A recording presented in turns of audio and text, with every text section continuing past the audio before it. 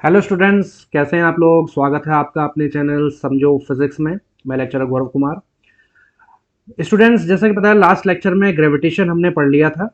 आज हम ग्रेविटेशंस का नेक्स्ट पार्ट पढ़ रहे हैं। वेरिएशन इन जी हम कर रहे थे। वेरिएशन इन जी हमने due to the shape of the earth on the surface of the earth कर लिया था। Variation in g above the surface of the earth हमने पढ़ लिया था बच्चों। आज हम पढ़ेंगे below the surface of the earth और पढ़ेंगे ड्यू टू रोटेशन कैसे जी में वेरिएशंस होते हैं, कैसे जी बदलता है। आज इसके बारे में बात करेंगे। तो चलिए बिना समय वेस्ट किए चलते हैं अपने टॉपिक की तरफ। ग्रेविटेशन चैप्टर हमारा चल रहा है जैसा कि आप जानते हैं बच्चे। ठीक है, तो टॉपिक है हमारा below the surface of the earth, variation in g. G में वेरिएशन कैसे होता है। ओके बच्चों, यही हम पढ़ने वाले हैं। लास्ट वीडियो अगर अभी तक आपने नहीं देखा है बच्चों तो देख लीजिए, तभी थोड़ा सा आगे की चीज़ें समझ में आएगी। बेसिक मैंने ग्रेविटेशन का सारा ग्रेविटेशन वाले चैप्टर में मैंने बता दिया है इससे पहले वाले वीडियो में। अभी तक नहीं देखा है तो प्लीज़ उसको देख लीजिए।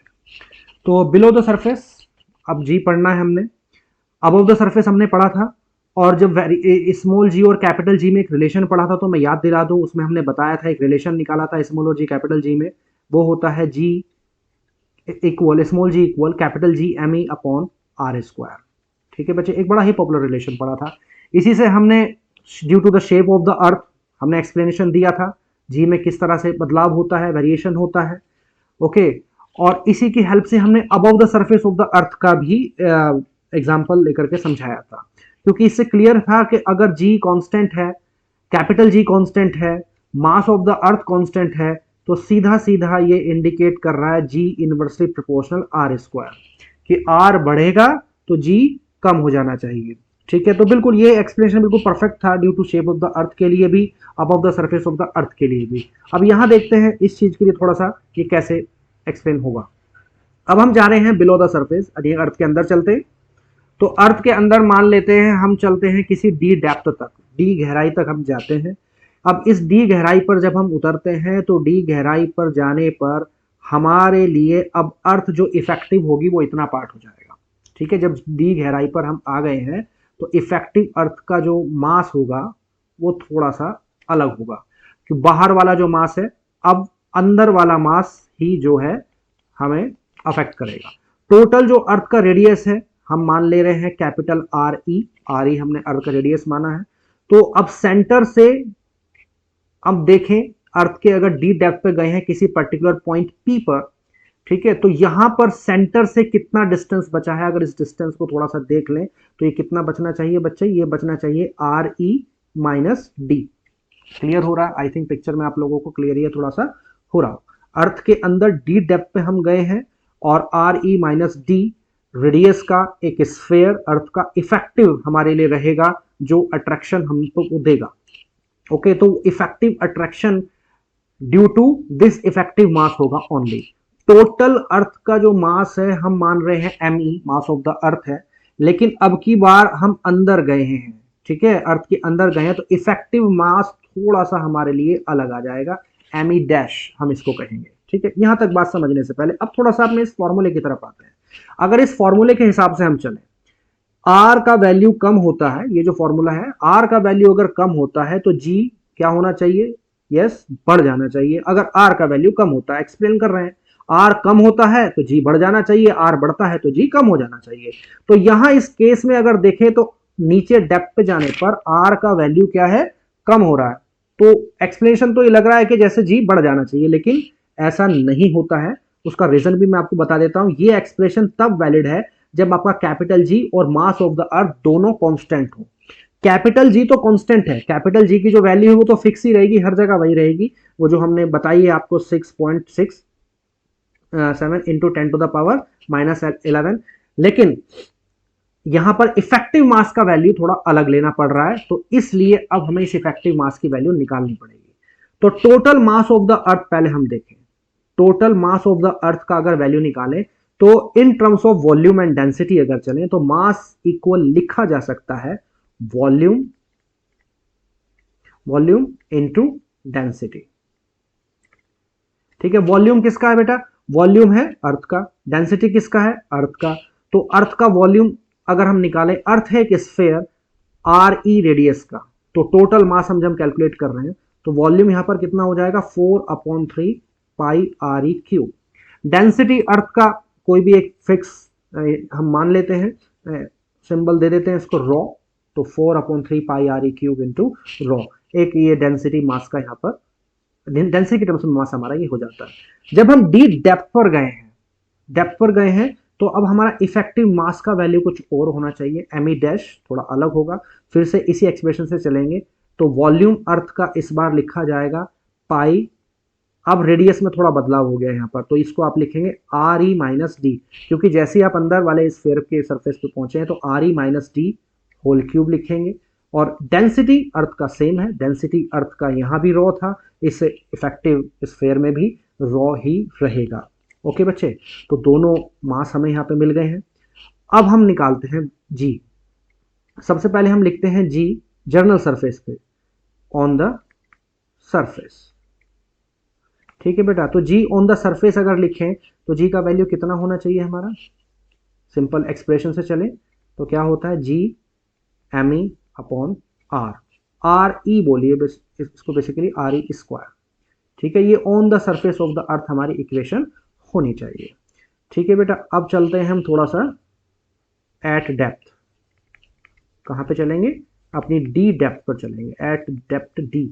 तो इस डी गहराई पर अगर हम देखेंगे तो अब कितना होना चाहिए हमारा जी, मान लेते हैं अब डी गहराई पर हमारा जो जी है वो जी डैश है, तो ये जी डैश बराबर कितना हो जाएगा, ये जी डैश बराबर हो जाएगा कैपिटल जी, तो इतना ही रहेगा। मास ऑफ द अर्थ थोड़ा अब अलग लेना पड़ेगा हमको, एम ई डैश लेना पड़ेगा, और यहाँ पर आर ई की जगह पर आपको लेना पड़ेगा R E minus D whole square.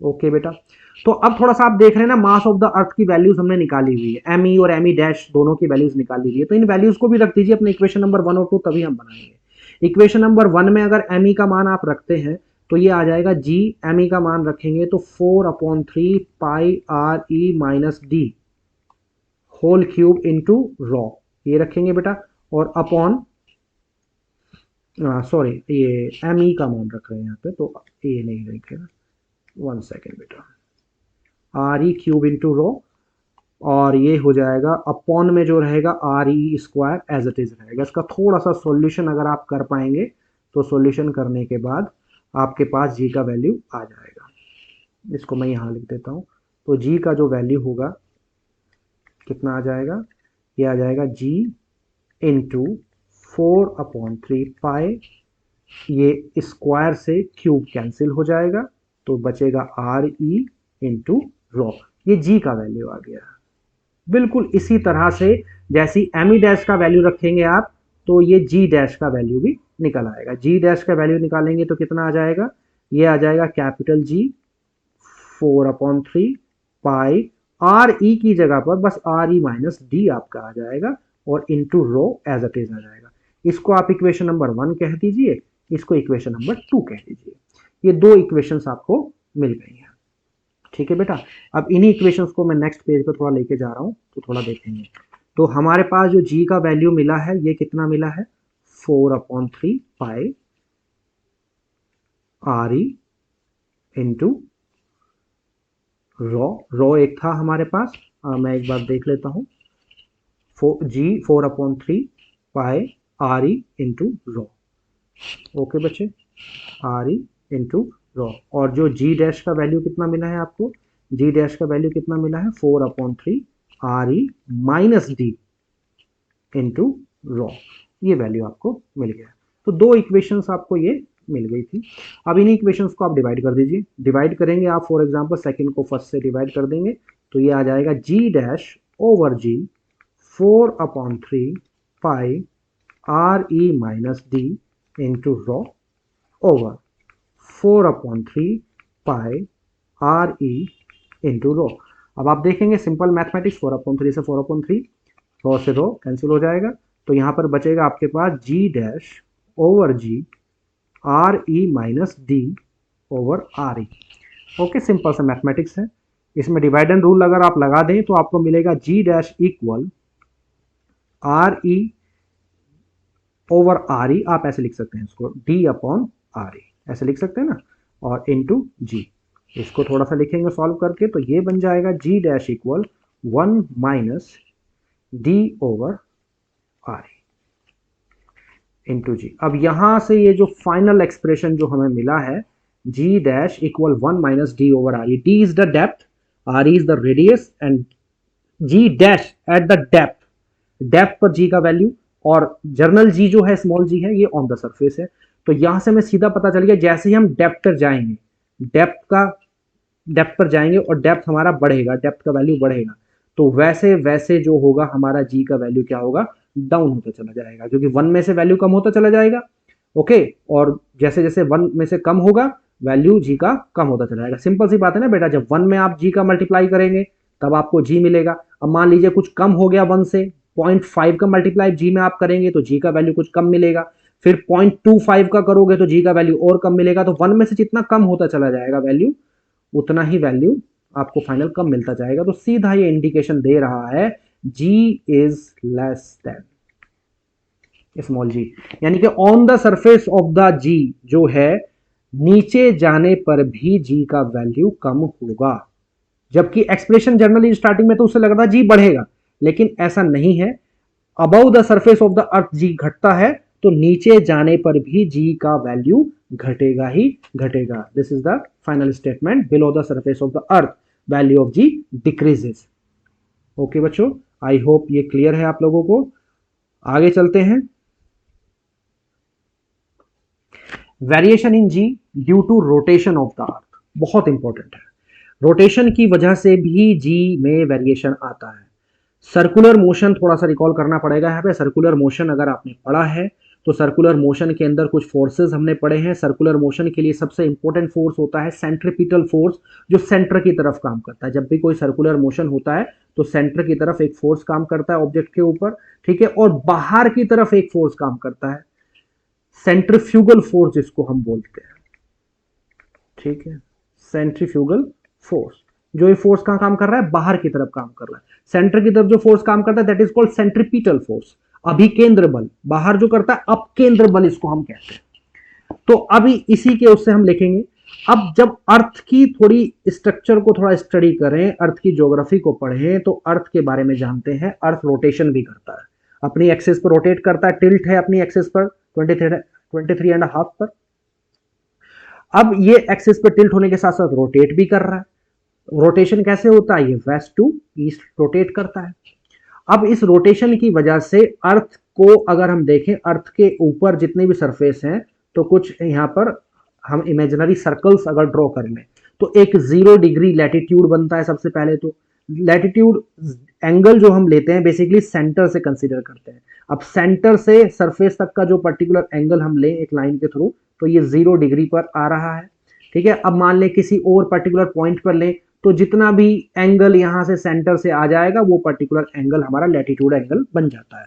तो अब एक इमेजिनरी सर्कल है अर्थ की तरफ, और हम अर्थ की सरफेस पर हैं, और अर्थ की सरफेस पे होने की वजह से हम क्या कर रहे हैं, एक तरह का सर्कुलर मोशन में पार्ट ले रहे हैं।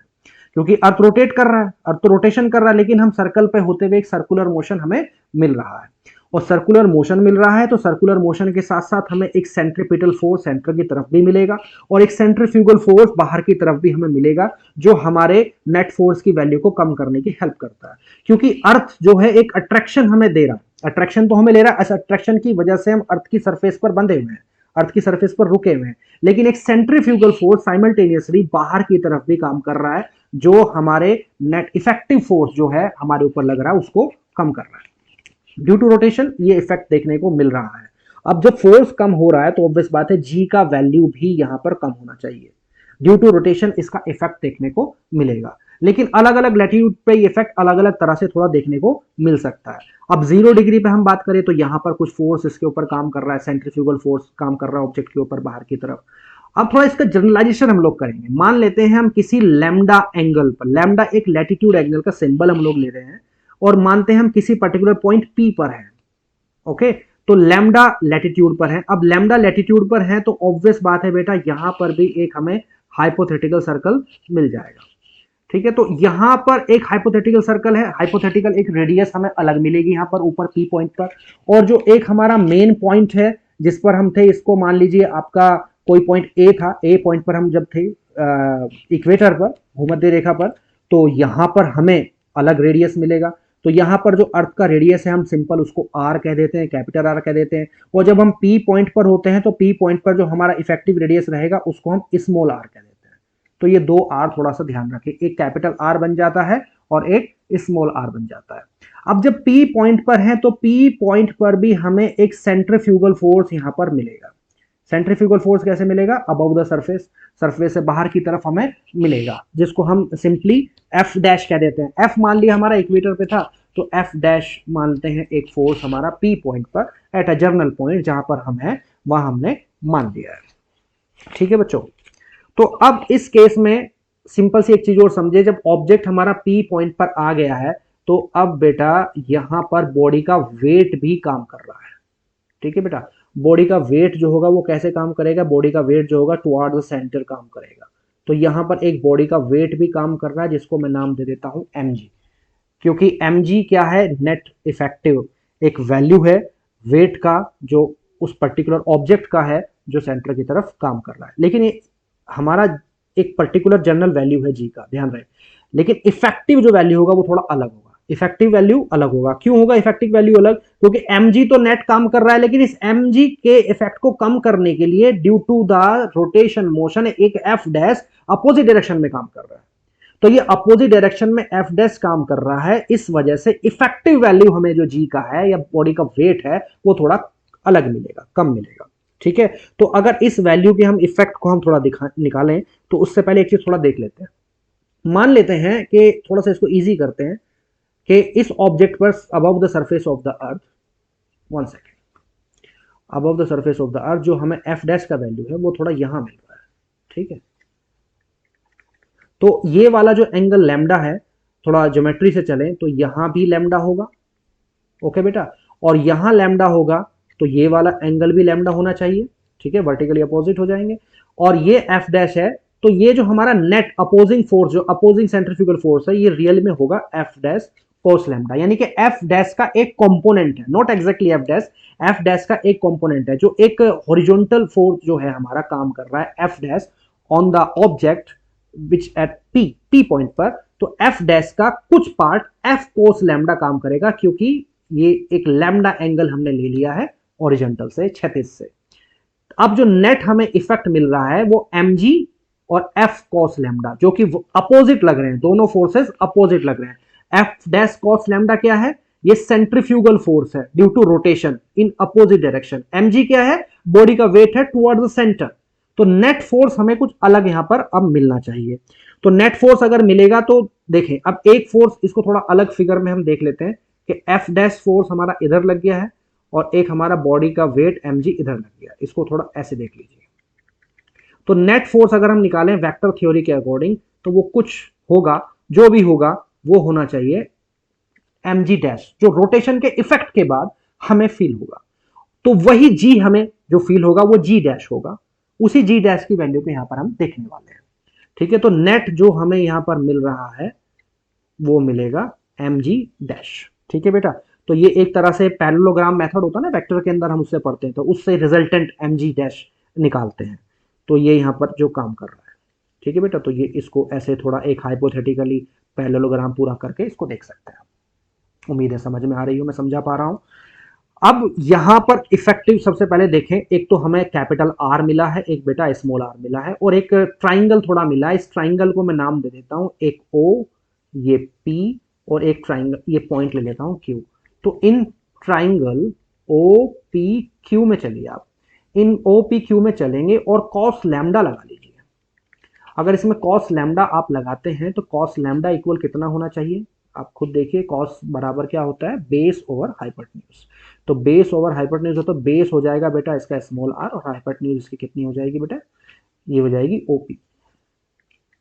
ओपी बेसिकली क्या है? ओपी अगर देखें डायमेंशनली, ये एक रेडियस ही है अर्थ का, जिसको हम जनरली क्या कह रहे हैं? आर ही कहते हैं। क्यों बेटा? तो ये आर अपॉन कैपिटल आर हो जाएगा, और ये आ गया कॉस लैम्डा। और यहां से स्मॉल आर की एक वैल्यू हमें मिल जाएगी आर कॉस लैम्डा। पहले आप इसको निकाल लीजिए, बहुत इंपॉर्टेंट है ये, थोड़ा इसको थोड़ा समझना है, थोड़ा सा ट्रिकी सा लगता है लेकिन बहुत ईजी है, आप समझ लेंगे एक बार बहुत अच्छे से समझ में आ जाएगा। कोई दिक्कत नहीं है। तो स्मॉल आर की वैल्यू डेफिनेटली कुछ वेरी कर रही है according to the cos lambda. Capital R में एक रिलेशन दे रही है, स्मॉल आर बराबर कैपिटल आर है। कैपिटल आर ध्यान रहे अर्थ का ये रेडियस है जो कि इसके भी ओपी के भी बराबर है, ठीक है। ओपी के अलोंग एमजी लगा है, ओपी का मान एमजी ना समझ लें, एमजी एक फोर्स लगा है ओपी के अलोंग, ठीक है। लेकिन ओपी का जो वैल्यू है वो है कैपिटल आर, क्योंकि रेडियस आप कहीं से भी मेजर करें सेंटर से कैपिटल आर ही रहेगा, लेकिन स्मॉल आर का वैल्यू यहां पर अलग मिल रहा है, ठीक है बच्चों, बात समझ में आ गई यहां से। तो अब इस नेट इफेक्टिव वैल्यू को थोड़ा सा स्टडी करेंगे। तो अब आगे चलें, तो अब नेट इफेक्टिव जो वेट है यहां पर एम जी डैश वो कितना मिलेगा, थोड़ा रिजल्टेंट अगर इसका हम देख लें तो वो कितना मिलना चाहिए हमें, वो मिलना चाहिए एम जी जो कि टुवार्ड्स द सेंटर काम कर रहा है, और एक मिलना चाहिए बाहर की तरफ जो काम कर रहा है वो कर रहा है एफ डैश कॉस लैम्डा। बात समझ में आ गई। अब यहां पर इसको इक्वेशन नंबर 1 फिलहाल बनाएं और एफ डैश की वैल्यू को याद करें। एफ डैश क्या है, एफ डैश सेंट्रीफ्यूगल फोर्स है जो बाहर की तरफ काम करता है, और सर्कुलर मोशन में ये पढ़ा गया है सेंट्रीफ्यूगल फोर्स कितना होता है, एफ बराबर ये होता है M V square upon R. Yes centripetal force है, आई नो, सेंट्रीपिटल फोर्स के मैग्नीट्यूड के ही बराबर सेंट्रीफ्यूगल फोर्स होता है। अब केंद्र बल का भी मैग्नीट्यूड वही होता है जो सेंट्रीपिटल का होता है, तो M V square upon R है। अब मान लेते हैं अर्थ जो है हमारी ओमेगा एंगुलर वेलोसिटी से घूम रही है, इसका एंगुलर जो वेलोसिटी ओमेगा है, तो एम वी स्क्वायर की जगह पर हम इसको एम आर ओमेगा स्क्वायर भी रख सकते हैं, ये पढ़ा है ना सर्कुलर मोशन के अंदर। तो इसी वैल्यू को हम यहां पर हम देखें, एफ का वैल्यू जो हमें मिल जाएगा वो कितना मिल जाएगा, एम आर ओमेगा स्क्वायर उस पर, क्योंकि जब वो पी पॉइंट पर है ना बेटा, तो पी पॉइंट पर रेडियस स्मॉल आर है, तो ध्यान रहे M R omega square F dash का वैल्यू आपने लेना पड़ेगा। बात समझ में आ रही है। तो अब इक्वेशन नंबर फर्स्ट से ही चलेंगे आप, एम जी डैश इक्वल कितना हो जाएगा, एम जी ये हो जाएगा माइनस एफ डैश का वैल्यू कितना रखोगे, एम आर ओमेगा स्क्वायर, और ये कितना हो जाएगा बेटा, कॉस लैम्डा। अब स्मॉल आर का वैल्यू आपने निकाल रखा है बेटा, स्मॉल आर का वैल्यू निकाल रखा है तो रखिए इधर, तो M G dash equal minus M R, R की जगह पर कितना रखेंगे, आर कॉस लैम्डा, ठीक है बेटा, और एक ओमेगा स्क्वायर है और एक कॉस लैम्डा है, ठीक है। मैं 1 सेकेंड में एक बार अपने आप को थोड़ा हाइड कर देता हूं तो ये आप लोगों को थोड़ा विजिबल हो जाएगा, ठीक है बेटा। तो ये हो गया। अब यहां से इसको थोड़ा सा और सॉल्व कर दें, देखो m तो कॉमन लेके कैंसिल हो जाएगा, दोनों तरफ से m कॉमन लेके कैंसिल हो जाएगा, g डैश इक्वल यहां पर आ जाएगा g minus r cos square, क्योंकि कॉस कॉस दो हो गए ना, तो r cos square omega square इतना बन जाएगा, ठीक है। तो इसको थोड़ा सा और सही करके लिख देंगे आप, तो ये बन जाएगा g minus r omega square cos square lambda.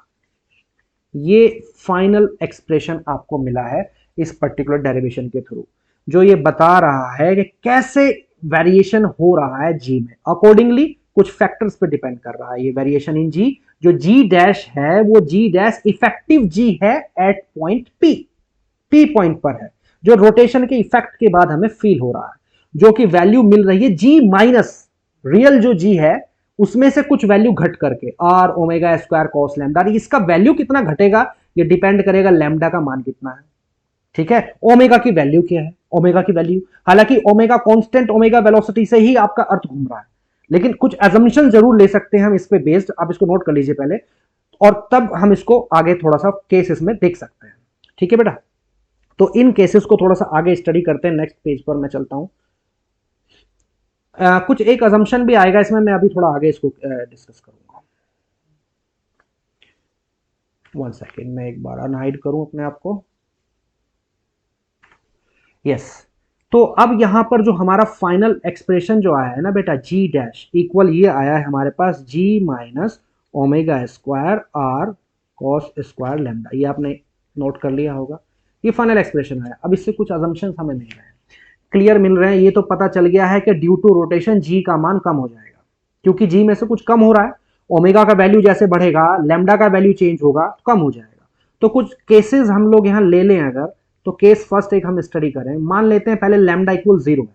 Lambda equal 0 का मतलब क्या है, लैम्डा इक्वल 0 का मतलब है कि अर्थ के इक्वेटर पर आप है, ठीक है, अर्थ के इक्वेटर पर आप है, लेटिट्यूडनल जो एंगल है आपका वो 0 है। तो वो 0 है तो वैल्यू आप पुट करेंगे तो जी डैश बराबर कितना आ जाएगा, ये आ जाएगा G minus omega square R. Simple इतना ही मिलेगा, क्योंकि cos 0 का वैल्यू होता है 1 और cos 0 का वैल्यू आप रख देंगे तो सीधा इतना वैल्यू मिलेगा।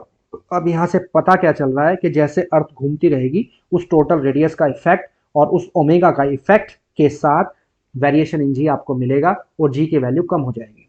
और सबसे बड़ा सर्कल जो है वो इक्वेटर पे ही बनता है, और सबसे बड़ा सर्कल इक्वेटर पर बनता है तो सबसे बड़ा सेंट्रीफ्यूगल फोर्स भी इक्वेटर पे ही लगेगा। ओके, और सेंट्रीफ्यूगल फोर्स का इफेक्ट सबसे ज्यादा इक्वेटर पर मिल रहा है तो सबसे ज्यादा वैल्यू भी कम इक्वेटर पर ही होगी ड्यू टू रोटेशन। ये एक केस यहां पर हमें मिल रहा है। दूसरा केस एक और लेते हैं बेटा। मान लेते हैं हम पोल की तरफ चलते हैं। पोल पे जाते हैं तो पोल पे लैटिट्यूडनल एंगल कितना हो जाता है, 90 डिग्री, 90 डिग्री पर हो जाएगा। ओके, यहां से सेंटर से एंगल लेंगे तो 90 डिग्री एंगल के लिए अगर हम जाएंगे तो जी डैश बराबर सिंपल आपको मिल जाएगा जी, क्योंकि cos 90 हो जाता है 0 और cos 90 0 होने का मतलब है जी। तो यानी कि सिंपल जी जो है वो जी ही रहेगा। एक जर्नल रोटेशन का इफेक्ट जो है वो पोल पे नहीं मिलेगा। ठीक है, अब वैल्यू अर्थ की रोटेशन की कितनी बढ़ रही है घट रही है उसका कोई फर्क वहां पे नहीं पड़ने वाला, जो जी है वही रहेगा। पोल पर उसका इफेक्ट नेग्लिजिबल हो जाएगा रोटेशन का। तो यहां से एक बात थोड़ा समझ में आ रही है। ओके बच्चे, अब इसमें थोड़ा सा और एक चीज, कुछ फैक्ट्स हैं थोड़े समझने वाले होते हैं कि एक केस हम जनरली ऐसे ही ले लेते हैं कि मान लेते हैं कि अर्थ घूमना बंद कर दे। अगर घूमना बंद कर दे तो उसकी एंगुलर जो वेलोसिटी होगी वो 0 हो जाएगी, ओमेगा हो जाएगी 0। तो उस केस में जी डैश बराबर भी क्या आ जाएगा, जी ही आ जाएगा। तो अगर घूमना बंद कर दे तो रोटेशन का इफेक्ट खत्म, सेंट्रीफ्यूगल फोर्स खत्म, और सेंट्रीफ्यूगल फोर्स खत्म होते ही जो रियल जी है वही सब जगह पे बढ़ जाएगा, सभी जगह पर वो फील होगा, बढ़ जाएगा। पोल पे उसका इफेक्ट उतना ही रहेगा, पोल पे जो था वही रहेगा जो बंद होने के बाद रहेगा। ठीक है, वो इफेक्ट सेम रहेगा। तो यहां से एक फैक्ट हमें मिलता है जो भी पीछे मैं बता रहा था, एक फैक्ट यहां पर मिलता है, एक नोट पॉइंट मैंने दिया है कि if the earth completes it's one rotation in 1.4 hours instead of 24 hours, मतलब अगर अर्थ 24 घंटे के बजाय, यू नो वेरी वेल, 24 घंटे में अर्थ अपना एक रोटेशन पूरा करती है, एक दिन होता है, अगर 24 घंटे के बजाय 1.4 आवर में अगर वो अपना रोटेशन कंप्लीट कर ले तो यानी कि अर्थ ने अपनी एंगुलर वेलोसिटी बढ़ा दी है, एंगुलर वेलोसिटी बढ़ा दी है, बहुत तेजी से वो मूवमेंट करना शुरू कर रही है। तो इस केस में the weight of the object on the equator will be 0। Equator पे क्या हो जाएगा, बॉडी का वेट 0 हो जाएगा। क्यों हो जाएगा 0, क्योंकि सेंट्रीफ्यूगल फोर्स बहुत ज्यादा लग जाएगा। सेंट्रीफ्यूगल फोर्स इतना लग जाएगा अबव द सरफेस, ऊपर की तरफ लग जाएगा कि उसका जो इफेक्ट है, नेट फोर्स जो है वो कंपैरेटिवली 0 उसके ऊपर हो जाएगा, यानी कि बॉडी का जो वेट है उसका फेल नहीं होगा। हाँ, मास रहेगा, मास में कोई चेंज नहीं होता है, मास विल रिमेन अनचेंज्ड, मास बिल्कुल सेम रहेगा, मास में कोई चेंज नहीं होगा। तो ये था variation in ji due to rotation of the earth. I hope बच्चों मैं आपको समझा पाया हूं। थोड़ा अच्छा है, थोड़ा सा ट्रिकी सा टॉपिक था, है ना, रेयरली पूछा जाता है, ये भी डेरिवेशन में आ जाता है इफेक्ट रोटेशन का कैसे होता है। तो अब हमने वेरिएशन इन जी पूरे कंप्लीट कर लिए हैं, चारों पार्ट हमारे हो गए। शेप ऑफ द अर्थ की वजह से, above the surface, below the surface, और ये हमने इस वीडियो में जो आज किया है due to rotation of the earth, तो ये भी हमारा वेरिएशन इन जी हो गया है कंप्लीट। तो आज के लिए इतना ही रखेंगे बच्चों। Thanks for watching everybody. Video अगर अच्छा लगा हो, पसंद आया हो तो प्लीज़ लाइक कर दीजिए, शेयर कर दीजिए, और अपने स्टूडेंट जिनको और ज़रूरत है तो प्लीज़ वहाँ तक इसको ज़रूर पहुँचा दीजिए, तो मुझे अच्छा लगेगा और आगे भी मैं आपके लिए इस तरह की वीडियोस बनाता रहूँगा। So thank you everybody, thank you.